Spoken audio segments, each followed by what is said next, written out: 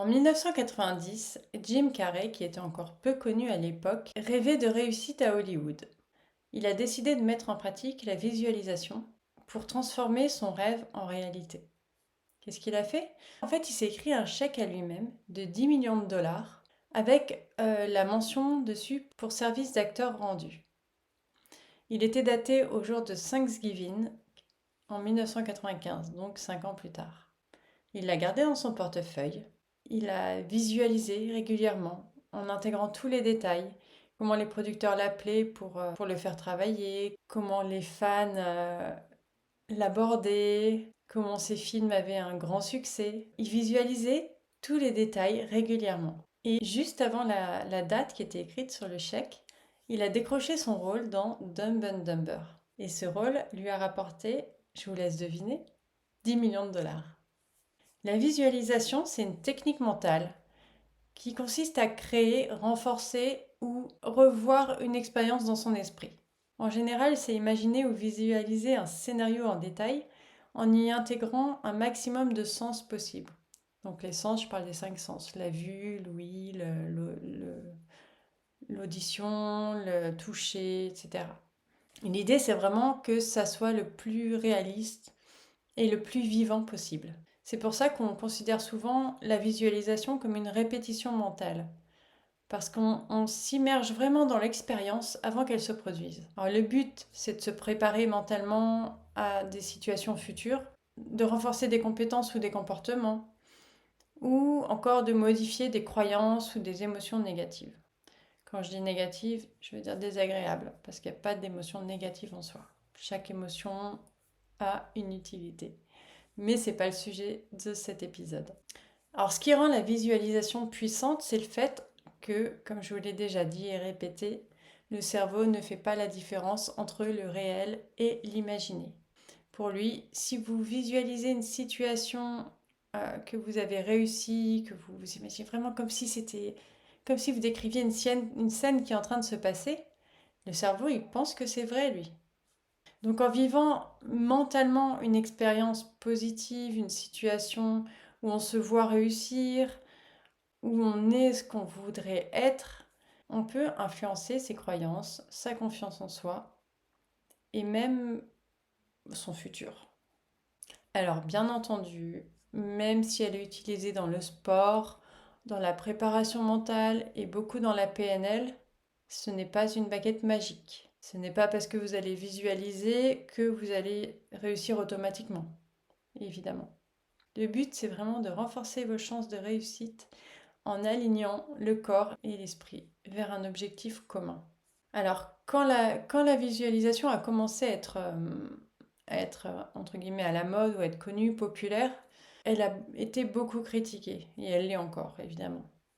Parce que voilà, justement, ces personnes imaginent qu'il suffit d'y penser, que ça marche et que c'est une pensée magique. Et bien sûr, ce que je vous dis, c'est que c'est pas une pensée magique.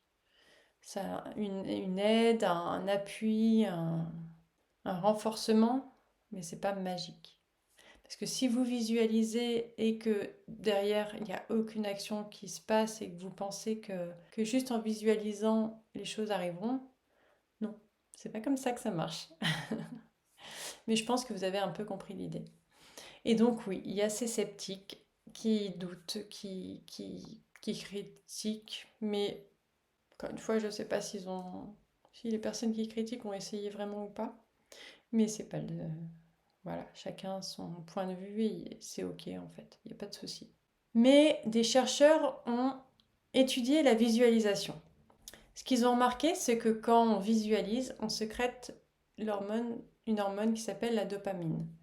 C'est l'hormone qui est associée à la motivation, le plaisir, la récompense, l'apprentissage. Et cette hormone se libère. On a vu par exemple des études sur des athlètes qui ont montré que la visualisation mentale peut activer les mêmes zones du cerveau que l'entraînement. On a vu notamment chez des basketteurs, il y avait une partie, on les a séparés en 3 groupes, une partie qui visualisait uniquement, une partie qui visualisait et s'entraînait, et une partie qui ne faisait que s'entraîner. Et on a vu que ceux qui visualisaient avaient des meilleurs résultats que ceux qui ne faisaient que s'entraîner. Après, parfois, la visualisation, c'est compliqué, notamment quand on est atteint de TDAH. C'est mon cas. Mon esprit a un mal fou à se concentrer. Les images sont souvent floues ou alors elles changent rapidement. Enfin, c'est pas stable, c'est très compliqué. Je me suis demandé si la visualisation était vraiment pour moi, pour être honnête. Et pendant longtemps, j'ai mis de côté ça. Enfin, j'ai vraiment pas. Je me disais, j'y arrive pas, c'est pas pour moi. Et puis voilà quoi. Mais en fait, c'est hyper important de persévérer comme dans beaucoup de choses. Mais la persévérance et l'engagement, ça fait partie du processus. À force de faire, à force de répéter, à force d'essayer chaque jour, eh ben, il y a des jours où j'y arrive très bien, il y a des jours où je n'y arrive pas du tout, et c'est ok en fait. Et c'est vrai que j'ai remarqué que quand je visualise, je me sens, ça me fait un coup de boost. C'est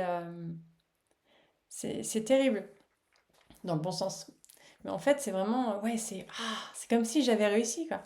Bon, après, la réussite ne suit pas forcément, mais ça, c'est pas grave, c'est à moi de trouver pourquoi. Mais ouais, ça fait vraiment un coup de boost assez sympa à vivre. Dans ma formation de praticienne PNL, on utilisait forcément beaucoup la visualisation. C'est un outil central pour remodeler les pensées, pour remodeler aussi les comportements. Et c'est pas seulement un moyen de voir un avenir souhaité, mais c'est utile aussi pour reprogrammer.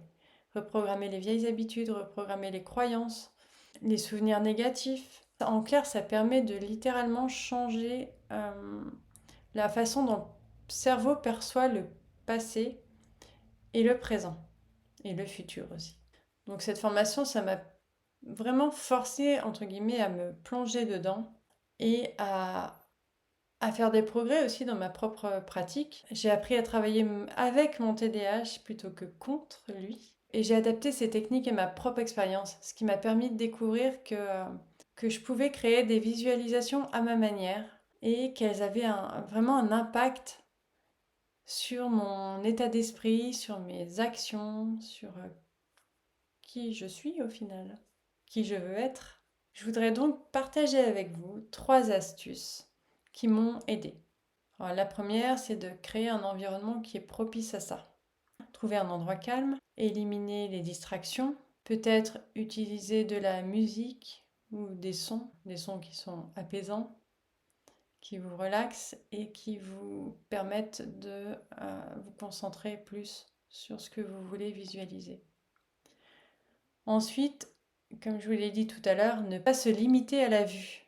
Comme je vous l'ai dit, la visualisation, ça ne concerne pas seulement le visuel. Ça concerne aussi ce qu'on ressent, ce qu'on entend, ou même ce qu'on goûte. Pourquoi pas? Vous savez, en PNL, on appelle ça le VACOG. Donc c'est les visuels, auditifs, kinesthésiques, olfactifs et gustatifs. Donc ces 5 sens, même si on parle souvent des 3 premiers, visuels, auditifs et kinesthésiques, il y a aussi des personnes qui sont plus olfactives ou auditives. Et c'est ok en fait, même si c'est un pourcentage moindre. Utilisez ce qui est bon pour vous et ce qui est évident et ce qui est naturel en fait chez vous. Et enfin, le troisième astuce, c'est, comme je l'ai dit encore tout à l'heure, c'est de pratiquer régulièrement. Comme pour tout, j'ai envie de dire, plus on pratique, plus on y arrive. Et c'est valable pour tout, tout, tout. Vous êtes capable de faire tout ce que vous voulez. Ce qu'il faut, c'est pratiquer. Et ouais, et donc, moi, ce que j'ai vraiment réalisé, c'est que ce qui rend la visualisation si puissante, c'est pas forcément l'image d'elle-même, mais l'intention qui est derrière. C'est cette intention qui donne l'énergie à la visualisation et qui la rend si efficace. Pour terminer cet épisode, je vous invite à essayer la visualisation. Que ce soit pour changer une habitude, atteindre un objectif ou juste améliorer votre bien-être, la visualisation a beaucoup plus de pouvoir que vous ne le pensez. Parce que l'un des plus grands atouts de la visualisation, c'est sa polyvalence. Que ce soit pour surmonter sa peur de parler en public, préparer un examen ou un entretien d'embauche, gérer le stress, prendre confiance en soi aussi. Je l'utilise beaucoup dans les séances pour prendre confiance en soi. C'est vraiment super efficace. Par exemple, j'utilise pas mal la technique de l'ancrage aussi. C'est une des techniques les plus efficaces que je connaisse. C'est en fait une technique de PNL qui consiste à associer une émotion ou en tout cas un sentiment fort à un geste ou une action physique. Ça peut être se pincer le bras, toucher un objet. En fait, vous avez beaucoup d'ancrage dans votre vie dont vous n'avez pas forcément conscience. Par exemple, quand vous écoutez une musique et que cette musique vous crée une émotion, c'est un ancrage.